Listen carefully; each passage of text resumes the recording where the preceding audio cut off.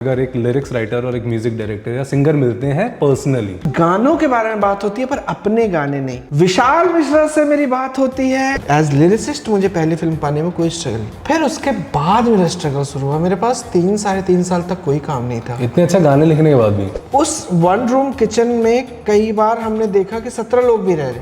मैंने AI से try किया है, ChatGPT 4 पे मैंने ट्राई किया था कैसे लिखता है, तो मैंने लिखा राइट अ सॉन्ग लाइक गुलजार साहब कि भैया दिल टूटना कितना जरूरी है उफ गाना लिखने के लिए। मेरी गर्लफ्रेंड के लिए 4 लाइन लिखते हो क्या? Backstage access granted. Let's go. तो सीन ऐसा है कि हर कोई लिखता है यार, दिल से लिखता है, लेकिन आज मैं आपको एक ऐसे इंसान से मिलवाऊंगा जो लिखता है ना दिल से ही, लेकिन दिल तक पहुंचा देता है। ओए हो राजशेखर जी, कैसे हैं sir? Hi, how are you sir? कैसे हैं? थैंक यू, बहुत अच्छा। कैसे चल रहा है सब? बस एनिमल सही है sir. First of all show का नाम है बैकस्टेज एक्सेस विद जतन, तो आपको एक चीज़ बोलनी पड़ेगी, ग्रांट मी, मुझे आपको एक ग्रांटेड बोलना पड़ेगा। ग्रांटेड। बस, थैंक यू सो मच। राज भाई, आपने इतने सारे गाने लिखे हैं। मैं सुबह से जब मुझे पता है कि आपका इंटरव्यू लेना है तो मैं रंगरेज भी गा रहा हूँ और एनिमल के जो गाने हैं वो भी गा रहा हूँ। तो कैसा लग रहा है यार ये जो अभी एनिमल के गाने हैं और आप एनिमल मूवी में आपने लिखे हैं गाने, क्या फील किया है इसकी, कैसा लग रहा है आपको? मैं इस फिल्म में ना बीच में आया। अच्छा। तो मैं 2 गानों का हिस्सा हूँ इसमें। एक है जिसका नाम है पापा मेरी जान। पापा मेरी जान, यस। पर पापा मेरी जान में बाद में मतलब वो मेरा दूसरा गाना है। उससे पहले था पहला जो गाना है पहले भी मैं। ओके। तो वो मेरा पहला गाना था इस फिल्म पे। मैं अपने सारे डायरेक्टर्स जो दोस्त हैं मेरे, मैंने सबको कहा हुआ था कि यार बाकी कोई फिल्म करो, किसी के साथ करो। 3-4 मेरे फेवरेट एक्टर, मैं रणवीर कपूर का बहुत बहुत बहुत बड़ा वाला मुरीद हूँ। उनका यूट्यूब पे मैं वीडियो लगाता हूँ ओके। और अपने गाने प्ले कर देता हूँ कि कैसा लगेगा इनके ऊपर। ओह अच्छा। तो जैसे मैनिफेस्टेशन। हाँ। ओह, तो रणवीर कपूर के साथ की है? रणवीर कपूर के साथ सबसे ज्यादा मुझे लगता है। तो आरके के लिए ना मैं एकदम वो था कि यार कभी मैंने आनंद राय जिनके साथ मैंने अपनी जर्नी शुरू करी थी एज लिरिसिस्ट तनवीर्स मनो में, तो उनको भी कहा था कि मैं अगर कभी आप रणवीर कपूर के साथ अगर कुछ कर रहे हैं तो मुझे पक्का मैं करूँगा। बाकी फिल्में आप इरशाद भाई के साथ करें या जिनके साथ करें मुझे कोई बात नहीं, पर उनके साथ मैं करना चाहता हूँ। तो संयोग से एक दिन हुआ कि विशाल मिश्रा ओके, जो म्यूजिक डायरेक्टर हैं, उनका कॉल आया मुझे कि भैया क्या कर रहे हैं, रात हो गई थी। तो मैंने कहा कि कुछ नहीं, घर पे हूँ। ओके। तो बोला अभी स्टूडियो आइए ना। अच्छा। स्टूडियो। अच्छा। तो मैंने कहा कि अरे यार अभी लेट हो गया। बोला मुझे मिलवाना है आपको किसी से। ओके। तो वहाँ पे एक सज्जन थे, मुझे थोड़े पहचाने हुए से लगे कि यार ये, क्योंकि तो फिर मिला है कि ये संदीप रेड्डी वांगा, क्योंकि दाढ़ी वाड़ी उनकी तब तक अभी इस फिल्म में जब मैं मिला था तो काफ़ी बढ़ी हुई थी। Okay okay. तो बात हुई, उन्होंने कहा कि ये एक फिल्म है एनिमल, और मैंने कहा कि सर एक्टर कौन है? उन्होंने कहा कि रणबीर कपूर है, बॉबी देओल है। और ये मैंने कहा क्या? तो विशाल, मैंने विशाल की तरफ देखा, विशाल मुस्कुरा था, क्योंकि मुझे और विशाल दोनों को ये था कि यार रणबीर कपूर के साथ कभी ऐसे आना चाहिए। ओह, तो आंखों से आंखें मिले कि अब तो हो रहा है ये। अब हो रहा है। उन्होंने मुझे ब्रीफ किया, ऐसे ऐसे बेसिक बताया, आपको लिखिए, आपको और दिल से लिखिए जो आपको लगता है वो। मैंने कहा ठीक है। अच्छा। वांगा सर की एक खास बात क्या है कि वो उन्होंने अगली बार कब मिलना है, तो उन्होंने कहा 8:30। तो मैंने कहा ठीक है। विशाल को मैंने कहा कि यार ऐसे ऐसे 8:30 वो बोल रहे हैं मिलने के लिए। विशाल ने पूछा आपने पूछा है कि 8:30 कब? अच्छा। तो बोला हाँ शाम में। बोला नहीं, सुबह। ओह। तो मैंने कहा यार अपनी तरफ से ना पूरी कोशिश कर लेनी चाहिए। तो मैंने अंतरे के 3-4 अलग वर्जन लिख लिए। अच्छा, ओके। अलग अलग पर्सपेक्टिव से कि अगर ऐसा हो या ऐसा हो या ऐसा हो ऐसा। तो मैंने उनको सुना, उन्होंने कहा कि यार अच्छा लग रहा है। जगह एक की थी। अच्छा। उन्होंने कहा यार 2 कम से कम रखते हैं। ओके। तो 2 अंतरा हो गया फिर। अच्छा। और फिर उसके बाद उनका कॉल आया कि एक दूसरा गाना है। तो मैंने कहा विशाल के साथ ही। बोला नहीं, एक दूसरी जगह पे है, हम एक पार्ट है जो कि बैकग्राउंड म्यूजिक है अभी, पर वहाँ पे हमें लगता है कि और इमोट करने की ज़रूरत है, मतलब और ज़्यादा हमें कुछ बोलने की ज़रूरत है, एक तरह कॉम्प्लेक्स सा। तो उसके बाद ये पापा मेरी जान जो है, अच्छा। इसका जन्म हुआ। और फिर ये गाना सोनू जी ने गाया। एक क्वेश्चन है जो मुझे लगता है आपसे काफ़ी लोगों ने पूछा होगा। एक आप लिरिसिस्ट हैं, एक लिरिक लिखने के लिए आपको वो जो प्रोसेस होता है, आपका क्या प्रोसेस है? दो तरीके हैं लिखने के। एक तो है कि आपके पास आपको सिचुएशन बताया गया ओके। और या आपको पास कहानी आई। इस फिल्म में मेरे पास कहानी नहीं थी पूरी, मुझे सिर्फ ये सिचुएशन बताया गया था कि ये सिचुएशन है ऐसे ऐसे। अब इसके बाद या तो आपके पास धुन पहले आती है या आप पहले लिखते हैं। अगर आपके पास धुन पहले आई तो मैं कोशिश करता हूँ कि उस धुन को 50 बार सुनूं। तो जैसे तुम्बाड़ का जो गाना था टाइटल ट्रैक, वो मुझे लगता है कम से कम मैंने 500 बार सुना होगा, क्योंकि वो एक एंट्री पॉइंट चाहिए होता है। उसमें ना मीटरिंग क्या है, कहाँ घुसना है गाने में, वही नहीं समझ में आया था। इसीलिए एक मैजिकल बैलेंस ढूंढना पड़ता है जिसमें कि वो किरदार के साथ भी इंसाफ करे और साथ में जब कोई सुने, आप में कोई भी जब सुने तो लगे कि यार ये गाना तो मेरे लिए भी लिखा गया है। पर आपको तब नहीं था कि मेरे को एक लिरिक्स राइटर बनना है? ना, अच्छा। कभी नहीं, कभी प्लान नहीं था ये। मैं बॉम्बे ऐसे ही आ गया, मेरी कोई योजना नहीं थी, कोई प्लान नहीं था बॉम्बे का। दोस्तों ने मुझे झूठा वादा किया क्या कि अरे बॉम्बे आओ यार, क्या दुनिया। मैं उससे पहले दिल्ली में था, दिल्ली यूनिवर्सिटी से अपना ग्रेजुएशन, उसके बाद पोस्ट ग्रेड करके मैं सोच रहा था कि मुझे क्या करना, आगे यूनिवर्सिटी की पढ़ाई करनी है, पीएचडी करनी है, क्या करना है। तो दोस्तों ने यहाँ कहा कि यार आओ। इन्होंने बोला दुनिया बहुत अच्छी, तो बोला अरे यार कहाँ दिल्ली में हो यार, आओ यहाँ बॉम्बे। क्या है बॉम्बे? अरे हमारे घर के पास पहाड़ है, झरने हैं। हमने कहा हाँ यार, ये दिल्ली की गर्मी में क्यों सड़ रहा हूँ यहाँ पे, मुझे जाना चाहिए बॉम्बे। जब यहाँ आया बॉम्बे तो जिस पहाड़ का वादा था वो सूखा हुआ था। अच्छा, वो पहाड़ कहाँ का था? वो था गोरेगांव ईस्ट का। ठीक है। फिल्म सिटी के पास। अच्छा, ठीक है। शुरुआत में तो मुझे लगा, जैसा कि आपने, मुझे लगा कि ये शहर अपना नहीं है बिल्कुल। मतलब मैं हर कुछ दिन पे जाता था टिकट लेने के लिए कि वापस लौट जाऊंगा दिल्ली। खाना मुझे अच्छा नहीं लगता था कुछ, मतलब मन नहीं लग रहा था मेरा। मैंने कुछ दिन यहाँ काम किया, कुछ एक छोटे प्रोजेक्ट, फिर दिल्ली चला गया। बट उन दिनों में जितना सीखा, क्योंकि उससे पहले तो हॉस्टल में रहते थे, अलग दुनिया थी, मस्ती थी। बिल्कुल। यहाँ पे गोरेगांव ईस्ट में हम एक 1 रूम किचन था हमारा। और उस 1 रूम किचन में असल के उसके जो रेंट पे करने वाले 2500 रुपये किराया होता था अभी। और असल में रेंट पे करने वाले 5 लोग थे, मतलब 500 रुपीज़ सब। एक रूम था उसमें 5। ये कब की बात है? 2000?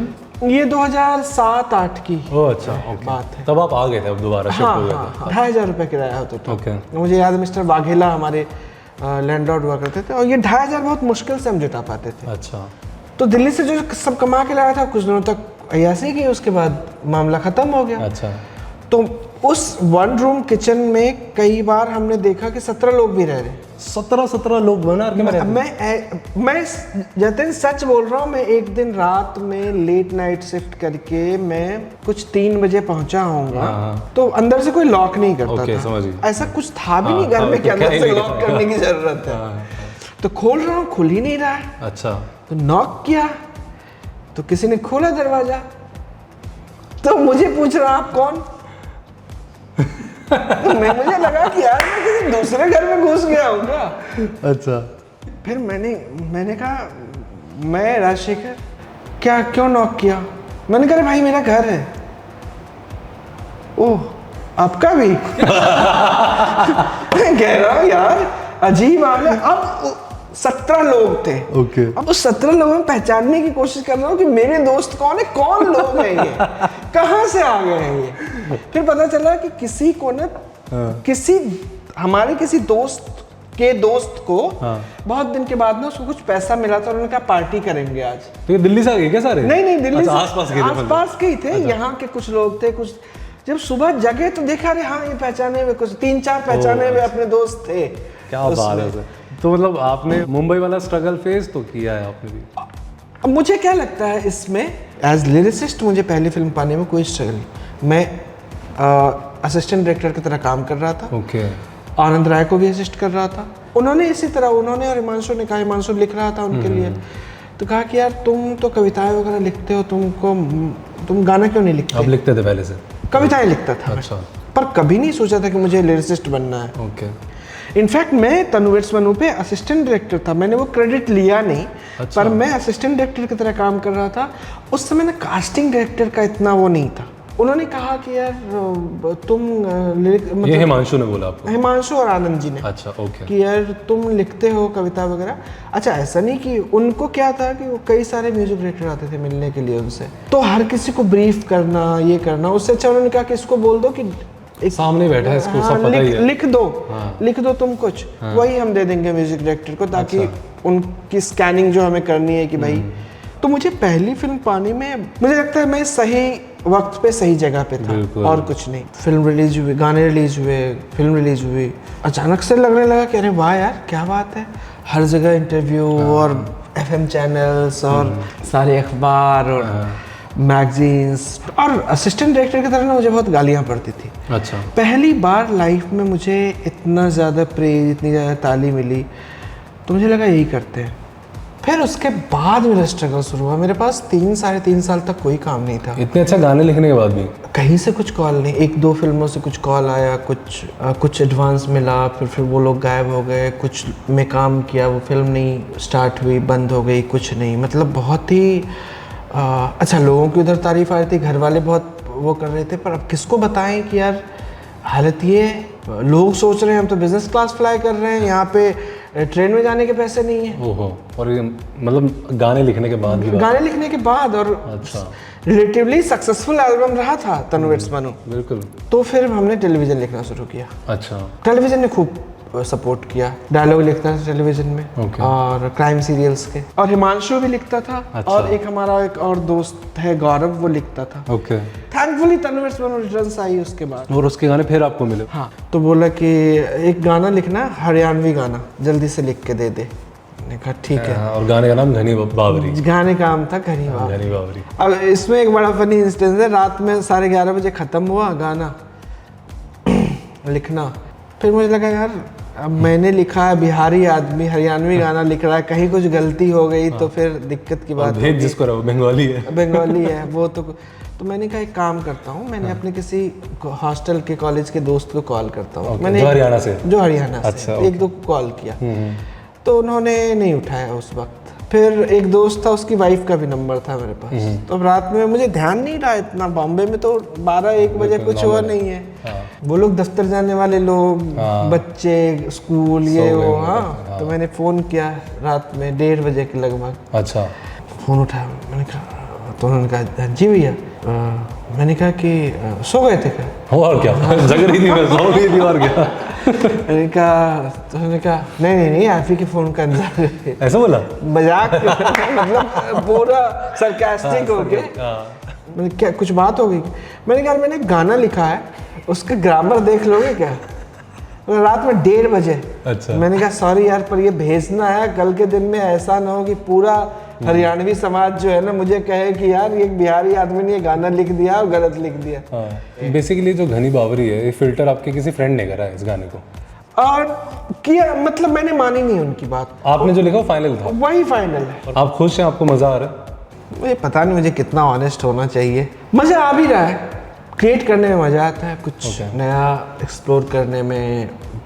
एनिमल में डेफिनेटली बहुत मज़ा आया। दरअसल आज भी आप पूछेंगे ना कई बार, तो लोग ये कहते हैं ये फला का गाना है, सिंगर का गाना है, ठीक है।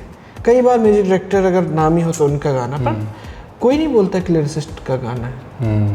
बहुत कम, शायद ही कुछ लोग हो जो कि लिरिसिस्ट का नाम देखते हैं। और मैं सिर्फ एक हक की बात नहीं कह रहा हूँ, एक जिम्मेदारी की बात है। आप एक्स का गाना और वाई का गाना अगर आप सुनेंगे ना, और साथ में नाम आएगा कि फला गाना एक्स ने लिखा है, आप ख़राब काम करने से, आप आलस करने से, आप किसी दूसरे का कुछ चुराने से पहले आप 5 बार सोचेंगे कि यार हर जगह ना मेरा नाम आएगा। बिल्कुल सही बात है। हाँ। हर जगह मेरा नाम आएगा, better I should work hard. Yes. तो एक सिर्फ हक की बात नहीं है, एक जिम्मेदारी की बात है। अनफॉर्चुनेट है, सैड है ये कि हम अपने लिरिसिस्ट को नहीं जानते हैं, मतलब नहीं जानते। हम इतना गाना हम सुनते हैं कि हम कितने सारे हिट गाने के बारे में बात कर लें, हमें नहीं पता होता कि ये किसका लिखा है। राइट। हम बहुत ज़्यादा बोलते हैं तो हम बोलते हैं कि सिंगर का गाना है। सही कह रहे हो आप, राइट, यही होता है। ये सब चीज़ें ना कई बार आती है तो मन उदास होता है। मुझे ये बताओ, आप बहुत सारे लिरिक्स राइटर हैं जो मतलब कोशिश कर रहे हैं, तो आपको मैसेज करते हैं इंस्टा पे कि राज भाई प्लीज़ देखो ना कैसा लिखा है मैंने, बहुत बहुत। तो आपका क्या, आप रिप्लाई सबको करते हो? कई बार भेजते हैं कुछ लोग, मैं उनको ये कहना चाहता हूँ कि यार इस तरीके से मत भेजा करो। क्यों? तुम्हारी कोई लाइन किसी को पसंद आ जाए ओह अच्छा। पूरे में से, you are no one right now. तुमने जैसे मुझे भेजा है वैसे 10 लोगों को भेजा है, उसमें से कोई एक बात तो होगी उसमें जो कि अच्छी लगती है। बिल्कुल। किसी का ईमान खराब हो जाए, अनइंटेंशनली कोई किसी का कुछ रह जाए दिमाग में पढ़ के चीज़ें और वो यूज हो जाए तो तुम्हारे लिए वो सही नहीं है। दूसरी बात ये कि अपने काम को रजिस्टर करो पहले। जैसे मैं स्क्रीन राइटर्स एसोसिएशन जो है SWA उसका मेंबर हूँ, तो मैं अक्सर ये सलाह देता हूँ उस पर कि भाई SWA के फेलो मेंबर बन जाओ, जिसमें कि बहुत कम फीस में आप मेंबर बन सकते हैं। वो मेंबर बनो और उसके बाद अपना काम रजिस्टर करा लो उस पर, ताकि कल के दिन में अगर तुम्हारा काम किसी और से मिलता जुलता है तो तुम उस पर क्लेम कर सकते हो कि भाई ये हमारा काम था, हमने पहले ये किया था। एक आप इंस्टाग्राम पे हो, हर जगह इतने सोशल मीडिया है, उस पर हो, आप अप्रोच करो लोगों को, म्यूज़िक डायरेक्टर्स को कि भाई ये मैंने लिखा है। कुछ तो शुरुआत में करना हो, पर उससे पहले जो लिखा है उसको रजिस्टर कराओ। कहीं कुछ आपके पास प्रूफ होना चाहिए कि ये आपका ओरिजिनल काम है। सही बात है। वो करके आप अप्रोच करें। अगर उनको कुछ पसंद आता है तो वो कुछ बनाते हैं, तो आपके पास सुनाने को कुछ रहेगा। आप 10 लोगों से मिल सकते हैं, आपने 10 अलग लोगों को भेजा है, 5 गाने हैं आपके पास, आप मीटिंग ले सकते हो। आप कह सकते हो कि भाई ये है, आप बताओ, हमने इस तरह के गाने लिखे हैं, ठीक है। ओके। तो मुझे लगता है ये एक तरीका हो सकता है। AI के बारे में आपको पता होगा कि अब तो AI है मार्केट में और आप इतने टाइम से गाने लिख रहे हैं। AI के आने से कुछ इफेक्ट पड़ा है कि लिरिक्स राइटर अब थोड़ा सा वो डर है या नहीं कि ठीक है यार तो है, क्या करना है, हम खुद कर लेंगे अपना काम? मैंने AI से ट्राई किया है। अच्छा। ChatGPT 4 ओके पे मैंने ट्राई किया था कि मैं फन के लिए देखा कि मैंने कि कैसे लिखता है। तो मैंने लिखा राइट अ सॉन्ग लाइक गुलजार साहब। ओके।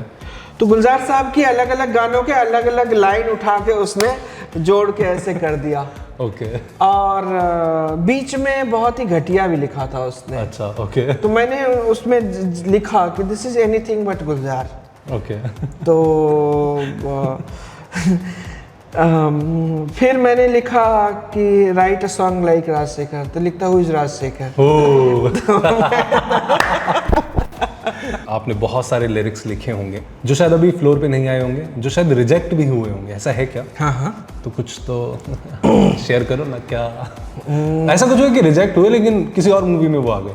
हाँ हुआ ना। कौन सा? एक फिल्म के लिए लिखा था। अच्छा। और वो फिल्म जो है वो एडिट पे जाके लगा कि ये गाना जो है ना बहुत ज़्यादा रोमांटिक हो रहा है। ओके। तो वो उन्होंने कहा कि रहने देते हैं, तो हमने कहा ठीक है। और विशाल के साथ ही था वो गाना, विशाल मिश्रा के साथ। Okay. तो विशाल एक दूसरे प्रोड्यूसर से और डायरेक्टर से मिल रहा था मीटिंग में, तो उसने गलती से वो प्ले कर दिया वहाँ पे। मतलब कुछ गाना ढूंढ रहा था फाइल में, गलती से प्ले कर दिया जो रिजेक्ट हो चुका था। रिजेक्ट हो चुका था तब तक। प्रोड्यूसर ने कहा, डायरेक्टर ने कहा ये एक सेकंड, ये क्या था, ये क्या था? तो बोला कि ये एक गाना है जो कि मतलब किसी और फिल्म में था, बट उस फिल्म के एडिट पे लग रहा था कि उन्होंने एडिट पैटर्न ही चेंज किया पूरा। तो ये तो बोला अच्छा, नहीं चलाओ। नहीं ये आपके मतलब, बोला चलाओ। तो बोला अरे ये पंजाबी गाना है, आपकी फिल्म यूपी में सेट है, कहाँ होगा ये? ओ स्वीटी का गाना? नहीं, दिल टूटा वे। अच्छा। दिल टूटा वे। ओए क्या बात है यार, ये रिजेक्टेड था गाना? हाँ। तो वो फिर इन्होंने कहा कि नहीं हमें तो चाहिए ही चाहिए। हम कह रहे हैं उनसे भाई आपकी फिल्म जो है वो यूपी में है, तो ये तो पंजाबी गाना है, तो कोई नहीं हम रेडियो पे बजा देंगे। अच्छा ठीक है फिर। और ये बहुत ही प्यारा गाना है यार। Thank you. बहुत ही अच्छा, कमाल की चीज़ है। रिजेक्ट हुआ था पहले गाना, फिर बाद में बहुत ही सही। आपको आपका अपना खुद का कौन सा गाना बहुत अच्छा लगता है? आई नो सारे अच्छे लगते होंगे जी, हमारे मेन्यू में सब अच्छा है, जो खाना खा लो। बट फिर भी आपका फेवरेट एक होगा ना कि यार कितना सुंदर लिख दिया यार ये मैंने। डेफिनेटली रणवीर के साथ मतलब पहला काम है ये, तो मैं कहूँगा कि पहले भी मैं ये स्पेशल गाना रहेगा। पहले भी। बहुत ही सही। ऐसी कौन सी चीज़ है जो एक लिरिक्स राइटर के नज़रिए से, इंडस्ट्री की अगर मैं बात करूं, हमें नहीं पता, मैं जानना चाह रहा हूँ ऐसी कौन सी चीज़ है जो हमें नहीं पता? क्या होती हैं ऐसी चीज़ें? वो चाहे लिरिक्स राइटर जब किसी एक्टर से मिलता है, डायरेक्टर से मिलता है, म्यूज़िक डायरेक्टर के साथ बैठता है, ऐसी क्या चीज़ है जो आप बता सकते हो हमें? एक तो बहुत सैड चीज़ है, पर मौका है तो मैं बोल देता हूँ। बोल दो, हो जाए। कि आपको शायद ये नहीं पता होगा, हाँ। आपको शायद ये नहीं पता होगा कि लिरिसिस्ट को रॉयल्टी नहीं मिलती है किसी भी रेडियो से।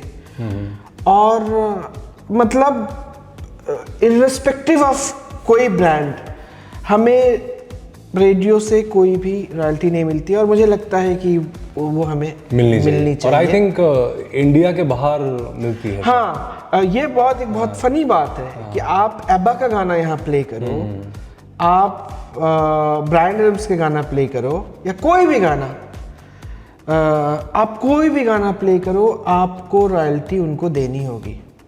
राइट। बट आप इंडियन जो आर्टिस्ट हैं, आप उनको रॉयल्टी नहीं देते, नहीं मिलती है, और ये मुझे लगता है कि ये चेंज होना चाहिए। और अभी इस पर एक इनफैक्ट हाई कोर्ट का एक वो भी आया है कि आप डिस्क्रिमिनेट ना करें, आप एक आर्टिस्ट है, उसको आप हक दें, कितना हो, कैसे हो, क्या हो, उस पर एक बात हो सकती है, क्योंकि आर्ट ऐसे नहीं पैदा हो सकता है। बिल्कुल बिल्कुल। तो ये एक बात है, ये लोगों को नहीं पता है। एक बहुत फन बात है, हाँ, लोगों को लगता है कि बहुत सारे सवाल आते हैं कि भैया दिल टूटना कितना ज़रूरी है गाना लिखने के लिए। अब हमको अगर महीने में 5 गाना लिखना है तो 5 बार दिल तोड़वाना पॉसिबल नहीं है। आदमी मर जाएगा। एक समय तक आप इन चीज़ों के बारे में सोच सकते हैं, पर एक समय में ये काम है आपका। जैसे एक बैंकर का काम है, जैसे एक रेडियो जॉकी का काम है, जैसे एक टीचर का काम है, सफाई कर्मचारी का काम है, ट्रेन चलाने वाले का, वैसे काम है कि आपका काम हर बार हम ये सोचे कि यार अब मरने पे गाना लिखना है तो मर जाए।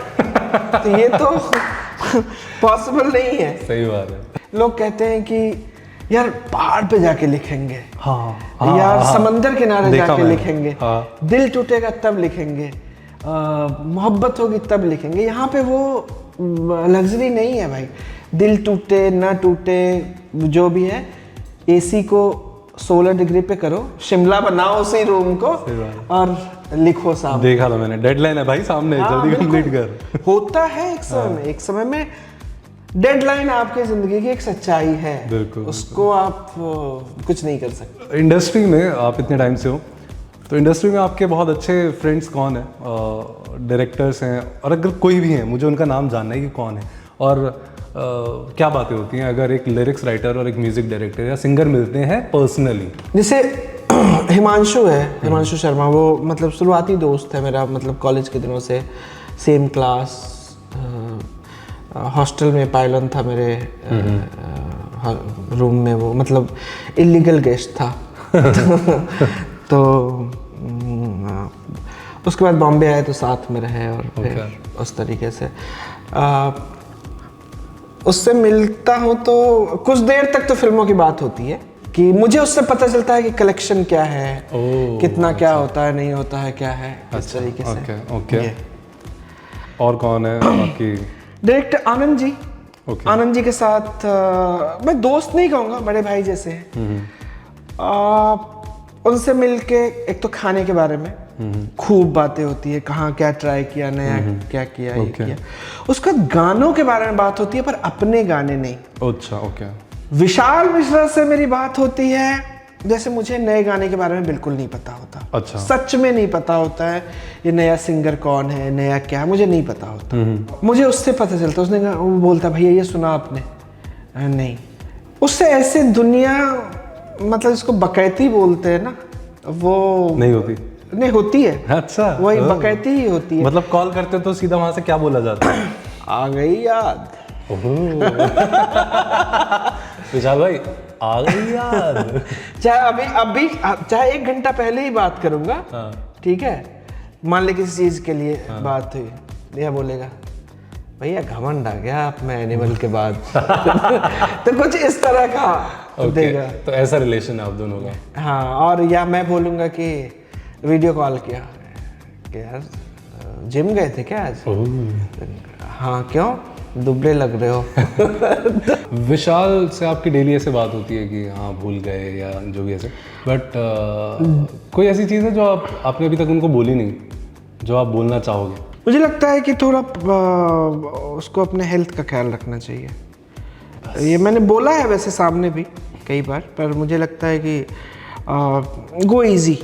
मुझे लगता है जब ये वीडियो डलेगी तो लोग कमेंट्स में भी लिखेंगे राज भाई कह रहे हैं विशाल भाई प्लीज़ रखा करो। हाँ, मैं उसको बोलता हूँ कि मतलब मुझे अच्छी नहीं लगती ये बात कि रात में 3 बजे जागना, 4 बजे 5 बजे तक जागना, चाहे काम के लिए ही हो, सुबह 6 बजे 9 बजे सोना।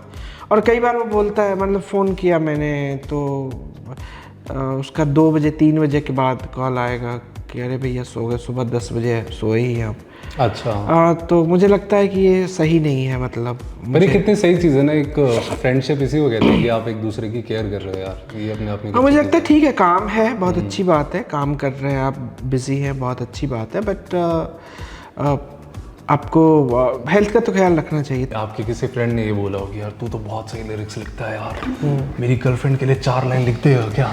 अरे इतना फनी किस्सा हुआ है ये सच। अच्छा। ये लिरिक्स लिखने से बहुत पहले की बात है, कॉलेज की बात है। ओके, क्या था ये? तो कॉलेज में मैं कविताएं लिखता था, लाइब्रेरी के लॉन में बैठा हुआ फरवरी में मैं अपना पढ़ रहा था, सर्दियों में। ओए होए, सर्दियों में। एक दोस्त आया मेरा, तो उसने कहा कि भाई मुझे ना कुछ लिख देना 2 लाइन। ओके। तो मैंने कहा यार पहले के ज़माने में जो राइटर होते थे, लिरिसिस्ट होते थे, लोग उनको सपोर्ट करते थे, तुम लोग भी कुछ करो। बोला अभी मैं वो जाके कैंटीन से समोसा लेके आया और आपने खाया? मैंने खाया। मैंने कहा कि अब लिखता हूँ मैं। ओके। तो मैंने दिया उसको लिख के, कहा ठीक है, थैंक यू भाई, थैंक यू। बोले यार, मैंने कहा यार इतना अच्छा लिख रहा है तो कोल्ड ड्रिंक भी तो पिला दे। तो गया भाई, कोल्ड ड्रिंक लेके आया। अच्छा। एक दूसरा दोस्त आया मेरे अगले 1-2 दिन बाद। ओके। ठीक है, उसने कहा कि भाई मेरे लिए कुछ लिख दे यार। अच्छा। तो मैंने कहा बाय द वे सारे अपनी गर्लफ्रेंड्स के लिए लिखवा रहे हैं। हाँ, वो अपनी गर्लफ्रेंड के लिए लिखवा रहा था, पहला वाला भी गर्लफ्रेंड के लिए लिखवा था, ये भी आया कि भाई गर्लफ्रेंड के लिए मुझे कुछ देना है, प्रपोज करना है, कुछ लिख दे। तो मैंने कहा यार क्या दिमाग लगाना, 2 दिन पहले दिमाग लगा ही चुका हूँ समोसे और उस पर। मैंने वही लाइन जो चेप दी इधर भी। ओके, फिर? ठीक है, और मेरे ही हैंड राइटिंग में। ठीक है, ओके। ठीक है, उसको दिया, उसने कहा भाई बहुत अच्छा, ठीक है, इसको थोड़ा सा फेयर करके लिख देना। अच्छा, ठीक है, फेयर करके लिख दिया उसको। मैंने कहा कि भाई कुछ खिला दे, बोला आज शाम में ना तो मैं कमला नगर में शाम में तुमको बर्गर खिलाऊंगा। ठीक है, बढ़िया। अगले दिन 14 फरवरी को दोनों मेरे पास आ रहे हैं। ओके, क्योंकि दोनों मेरी हैंडराइटिंग में एक ही लड़की को ये कह के दिया कि ये मेरी लिखी हुई है। ये सच है? सच है, 100% सच है ये। अच्छा। तो मैंने कहा कि यार तो वो दोनों आ रहे हैं, क्या बे क्यों, क्या हुआ? जब दोनों को मैंने साथ में देखा और दोनों गुस्से में, मुझे हल्का सा तो मामला समझ में आ गया कि क्या हुआ होगा। बोला यार तुम बहुत, मतलब मैं यहाँ बोल नहीं सकता, ठीक है। बोला तुम तो बहुत ही, तो क्या हुआ, तुमने इसको क्यों दिया? तो मैंने कहा मुझे, तुम्हें कैसे पता किसको दिया? बोला इसने भी उसी को दिया, मैंने भी उसी को दिया। तो मैंने कहा मुझे थोड़ी पता कि तुम दोनों एक को ही देने वाले हो। और बोला मैंने कहा कि उसने मुझसे पूछा था कि यार बहुत अच्छा लिखा, मैंने कहा खुद लिखा है। उसने भी दिया, खुद लिखा है। तो उसके पास एक ही 2 अलग है। ये तो मैंने कहा भाई ये काम कर, अब उसको असली राइटर से मिलवा दे। ये सही था, ये बेस्ट था भाई, बहुत ही सही। ये हुआ है, सच में हुआ। क्या बात है। बट बहुत सही राज भाई, आपके साथ मिलके, आपसे बातें करके मज़ा ही आ गया, बहुत सही फील आई। और मैं कहता हूँ कि आपका लेटेस्ट गाना एनिमल में आया, ऐसे बहुत सारे आपके गाने आए और आप को हम फिर से आपसे बात करने के लिए आपका इंटरव्यू जीवन जगर में जीवन दिगर में आए, आपसे मिलें, आपसे मुलाकात हो and yes Rajshekhar guys come on thank you so thank you so much